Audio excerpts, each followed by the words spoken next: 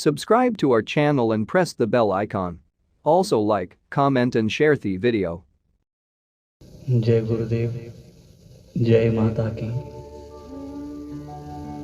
व्यासपीठ से सबसे पहले गुरुजी फॉर यू चैनल के सभी श्रोताओं को, सभी नए सब्सक्राइबर को गुरुजी की ओर से हार्दिक आभार, हार्दिक अभिनंदन। गुरुजी फॉर यू चैनल आपके लिए भिन्न भिन्न लाभकारी जानकारियों के साथ समय समय आपके बीच पहुंच रहा है और हर संभव प्रयास कर रहा है कि किसी भी विशेष जानकारी से आप लोगों को वंचित ना रखा जाए।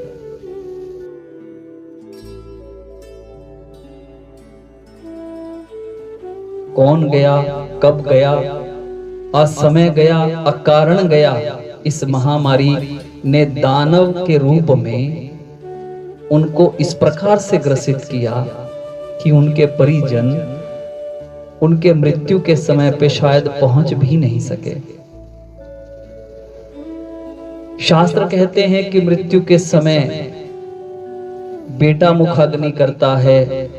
हिंदू रस्म रिवाज के साथ मृत्यु के लिए जो भी रस्म रिवाज होते हैं, घर में आकर के दीप दान करना या जो भी क्रियाएं होती हैं, उन सब से तो वो वंचित ही रह गया। गंगा जल कहाँ मुंह में गया, कहाँ कोई दीप दान हुआ। अरे जब तुम्हें तुम्हारे परिजनों को देखने का ही अवसर नहीं दिया गया, तुम उसे देख ही नहीं सके, और एक दो व्यक्ति जो पीपीई किट पहन करके पहुंचे और मुखाग्नि की एक औपचारिकता की और करके वो जैसे ही हॉस्पिटल से लिपट के आया था शव, वैसे ही कोई कफन की प्रक्रिया कुछ भी तो नहीं। और फिर सुनने में समाचारों के माध्यम से ये तक आया जिससे मेरी रूह, हम सबके रोंगटे खड़े हो गए। मेरी रूह कांप गई ये सुन करके कि एक शव पे दूसरा, दूसरे पे तीसरा, तीसरे पे चौथा, इस तरह से करते करते ढेरों को एक साथ।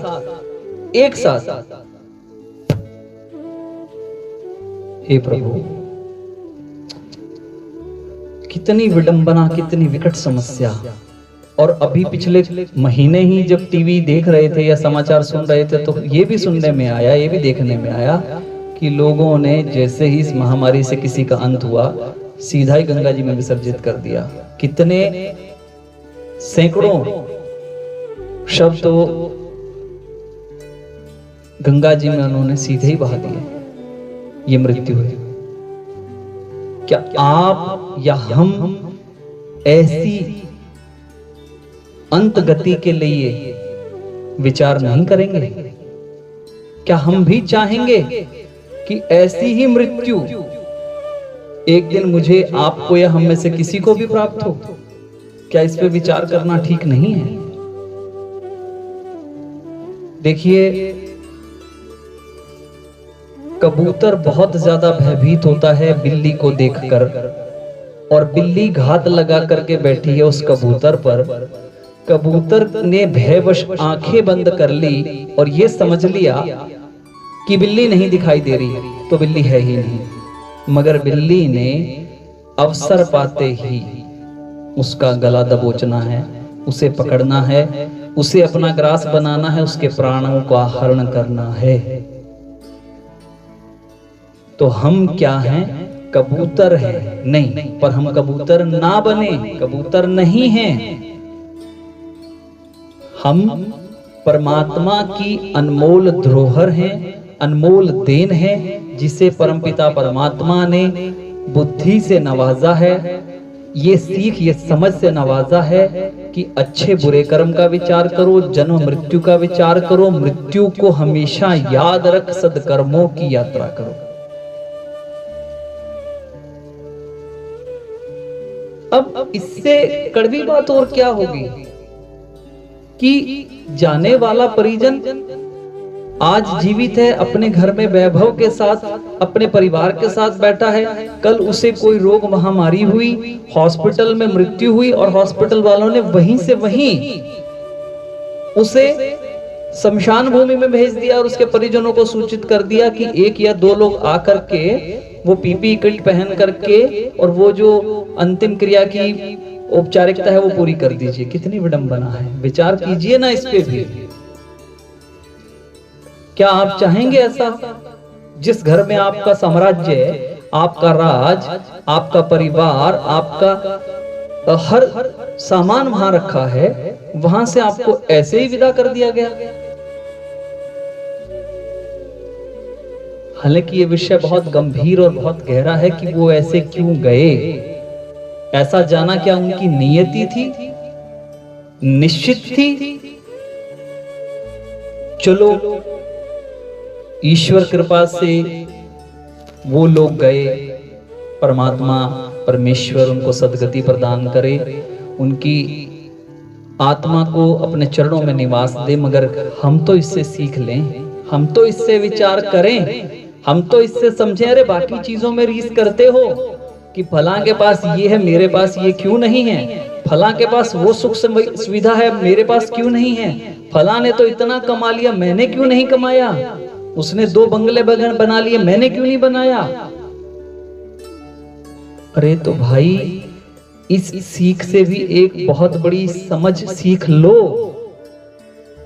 कि मृत्यु पे भी विचार आज बहुत ज्यादा जरूरी है। लाइफ मैनेजमेंट के साथ साथ डेथ मैनेजमेंट भी बहुत ज्यादा जरूरी है।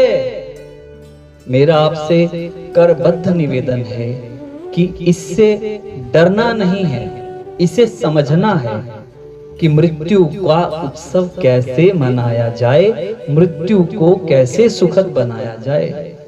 भाई एक भाव तो हम बहुत पहले से ही सुनते आ रहे हैं, उसे अमल करिए। इतना तो करना स्वामी जब प्राण तन से निकले,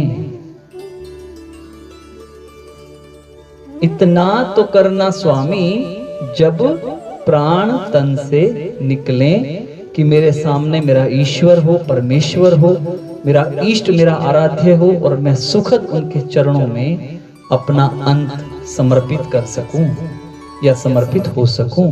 इतनी कामना तो करिए, इतना भाव तो रखिए, इतने अच्छे कर्म करिए कि हम अपनी मृत्यु को भी जीवंत सुखद बनाने में सक्षम हो सकें। कठिन है मगर मुश्किल नहीं है। और कठिन भी हम उनके लिए मानते हैं जो इन पे विचार ही नहीं करना चाहते हैं, जो इनसे मुंह फेर लेते हैं। राम नाम सत्य है, कान में पड़ते ही हम अपने स्थान से खड़े हो जाते हैं। भय ही दरिद्रता है भाई, उस भय से निकलिए, वहां तक सबको जाना है। अब हम ये चर्चा करते हैं कि आज हमारे बीच से वो चला गया, कल हमारे बीच से वो लोग चले गए। इन चर्चाओं में हम थोड़ी देर तक तो अपनी पीड़ा को अपने मित्रों तक या अपने परिजनों तक एक लंबी गहरी ठंडी सांस के साथ बोल लेते हैं, समझ लेते हैं। अरे यार, अरे भाई, बहुत बुरा हुआ। मगर अगले ही पल, अगले ही क्षण हम ये भूल जाते हैं कि जाना तो मुझे भी है। हम उसके लिए विचार नहीं करते हैं। उस क्षण के बाद हम ये भूल जाते हैं कि मैंने क्या तैयारी की है, मैंने क्या व्यवस्था की है। देखते ही देखते इंसान कितने चल दिए, तंदुरुस्तो खूबसूरत चलते फिरते चल दिए। जैसे चल बसना बयां औरों का हम करते हैं आज, दोस्त हमको कल कहेंगे आज वो भी चल दिए।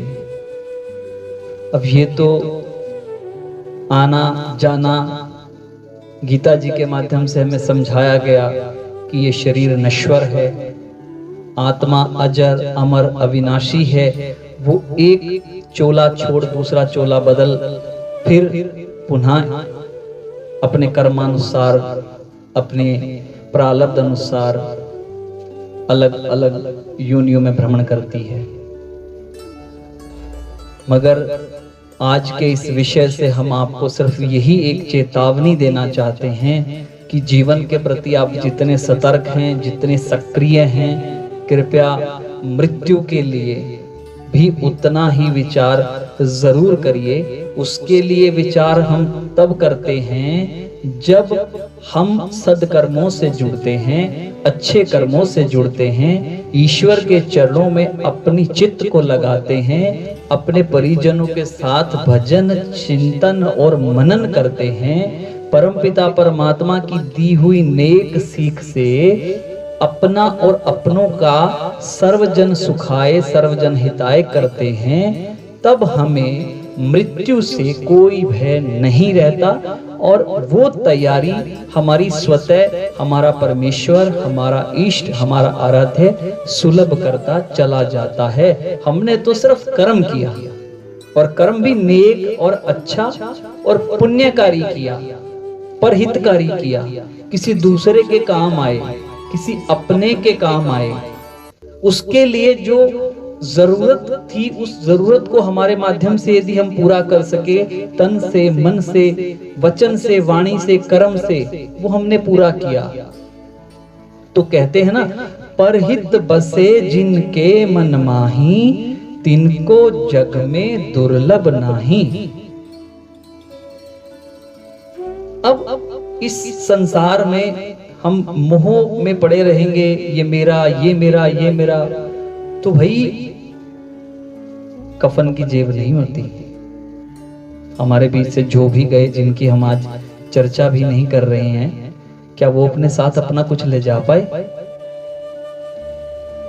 तो यहां कहा गया है, सांस छूटते ही सब रिश्ते टूट जाएंगे, माँ बहन बीवी बच्चे सब ये छूट जाएंगे। सांस छूटते ही सब रिश्ते छूट जाएंगे, माँ बहन बीवी बच्चे सब ये छूट जाएंगे। तो इस बात पे विचार जरूर करना कि जब एक सांस तक की ही स्थिति है कि अगले पल वो आए या ना आए इतना निश्चित नहीं है, तो हम किस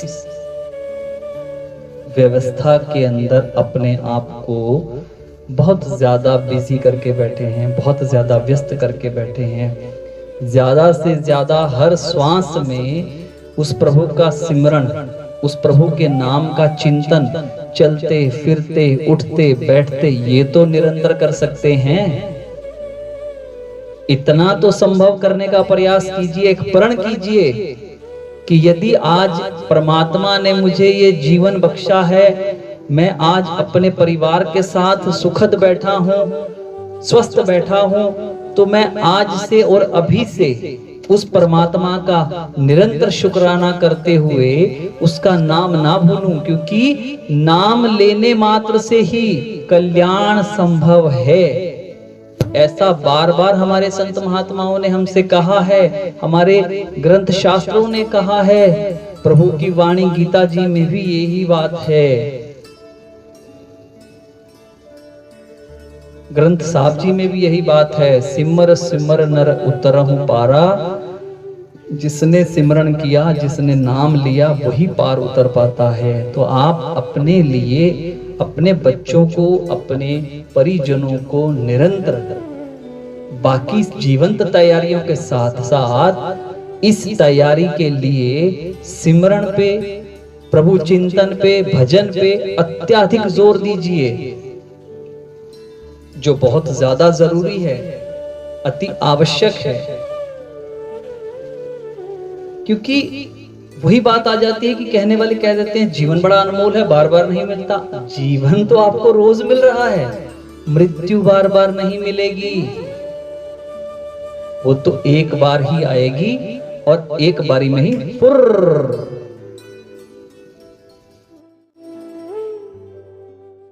उम्र का पंछी उड़ता जाता, क्यों प्राणी प्रभु नाम न गाता रे, उम्र का पंछी उड़ता जाता। क्यों प्राणी प्रभु नाम न गाता रे।